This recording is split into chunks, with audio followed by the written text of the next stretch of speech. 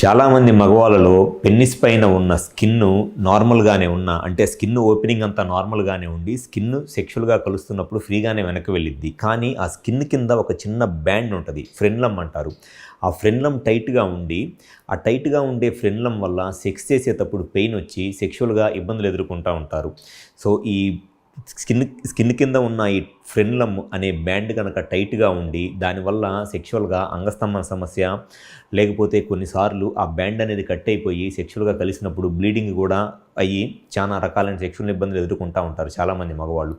అసలు ఈ స్కిన్ కింద ఉన్న ఫ్రెన్లం ప్రాబ్లమ్ని కరెక్ట్గా అసలు ఎట్లా ట్రీట్మెంట్ చేయించుకోవాలి అండ్ ఆ ఫ్రెన్లం ప్రాబ్లం రావడానికి గల కారణాలు ఏమిటి అండ్ దానికి ఉండే బెస్ట్ సొల్యూషన్ ఏమిటి అనేది ఈ వీడియోలో నేను డీటెయిల్గా చెప్తాను. నా పేరు doctor Kranthikumar Reddy, consultant andrologist, J andrology and men's health. మాకు విజయవాడ, వైజాగ్, రాజమండ్రి, నెల్లూరు మరియు కర్నూలులో బ్రాంచెస్ ఉన్నాయి. నేను మగవాళ్ళలో ఎటువంటి సెక్షువల్ సమస్యలున్నా లేదా సంతాన సమస్యలున్నా ఆ ప్రాబ్లమ్స్కి నేను ట్రీట్మెంట్ చేస్తాను. ముందుగా ఈ వీడియోలో నేను చెప్పదలుచుకున్న టాపిక్, చాలామంది మగవాళ్ళలో ఈ స్కిన్ కింద ఉండే ఈ బ్యాండ్ అనేది చాలా టైట్గా ఉండి పెన్నిస్ అనేది ఎరెక్షన్ వచ్చినప్పుడు మిగతా పెన్నిస్ అంతా స్ట్రైట్గానే ఉంటుంది, జస్ట్ ఈ టిప్ ఒకటే ఇట్లా బెండ్ అయిపోయి ఉంటుంది అనమాట. మిగతా పెన్నిస్ అంతా స్ట్రైట్గానే ఉండి ఈ బ్యాండ్ వల్ల ఈ టిప్ ఒకటే బెండ్ అయిపోయి ఉంటుంది. ఈ ప్రాబ్లమ్నే టైట్ ఫ్రెన్లం అంటారు, లేకపోతే ఫ్రెన్లంలో ఉండే ప్రాబ్లం అనేనా అంటారు, లేదా ఫ్రెన్లం బ్రేవియా అని కూడా అంటారనమాట ఈ ప్రాబ్లమ్ని.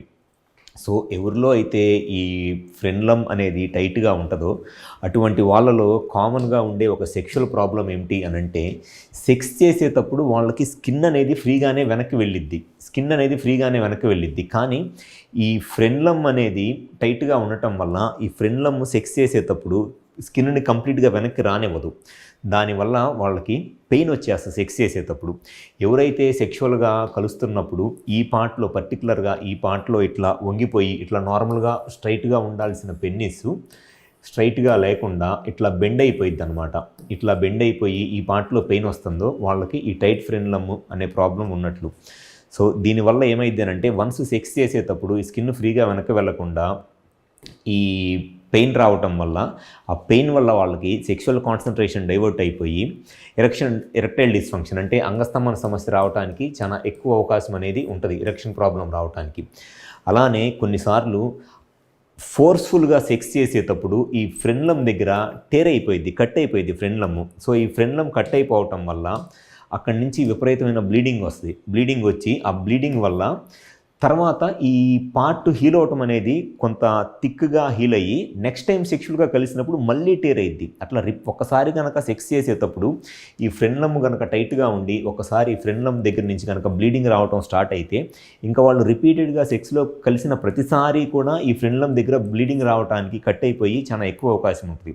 సో వాళ్ళకి కాన్సన్ట్రేషన్ అంతా ఎట్లా ఉంటుందంటే, సెక్స్ చేసేటప్పుడు ఎక్కడ మళ్ళీ ఈ ఫ్రెన్లమ్ కట్ అయిపోయి బ్లీడింగ్ వస్తుందో అని చెప్పేసి చాలా జాగ్రత్తగా కాన్సన్ట్రేషన్ అంతా సెక్స్ మీద కాకుండా ఈ ఫ్రెన్లం ఎక్కడ కట్ అయిద్దా అని చెప్పని చాలా జాగ్రత్తగా సెక్స్ చేయాల్సి వచ్చింది. సో సెక్షువల్ ప్రెషర్ అనేది ఉండదు.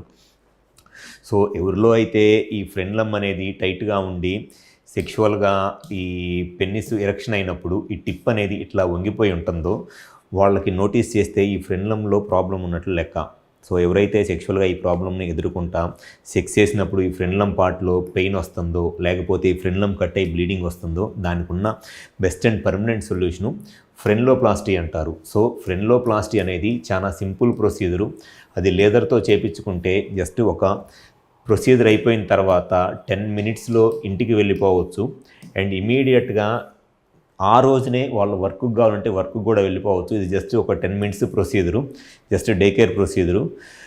సెక్షువల్గా ఈ ప్రాబ్లం కనుక ఉన్నట్లయితే వాళ్ళు మ్యారేజ్కి ముందే ఈ ఫ్రెన్లోప్లాస్టీ చేయించుకుంటే మంచిది. ఎందుకనంటే మ్యారేజ్ అయిన తర్వాత మళ్ళీ ఈ ఫ్రెన్లం కట్ అయ్యి బ్లీడింగ్ అయ్యి పార్ట్నర్ సైడ్ నుంచి డౌట్స్ వచ్చి ఏదో ప్రాబ్లం ఉంది అని ప్యానిక్ అవ్వటం కన్నా ఈ ఫ్రెన్లం ప్రాబ్లం ఉన్నప్పుడు ఎంత తొందరగా ఫ్రెన్లోప్లాస్టీ చేయించుకోండి. ఎందుకంటే అది చాలా సింపుల్ ప్రొసీజరు, జస్ట్ ఒక 5 to 10 మినిట్స్ ప్రొసీజరు. చేయించుకొని ఇమీడియట్గా లేదర్తో చేయించుకుంటే ఎటువంటి పెయిన్ కానీ బ్లీడింగ్ కానీ ఏముండదు, ఇమీడియట్గా ఇంటికి వెళ్ళిపోవచ్చు. సో ఎవరైతే ఈ ఫ్రెన్లం ప్రాబ్లంతో సెక్షువల్గా ఇబ్బంది పడుతున్నారో కుదిరితే ఒకసారి మా హాస్పిటల్కి వచ్చి కన్సల్ట్ అవ్వండి. మాకు విజయవాడ, వైజాగ్, రాజమండ్రి, నెల్లూరు మరియు కర్నూలులో బ్రాంచెస్ ఉన్నాయి.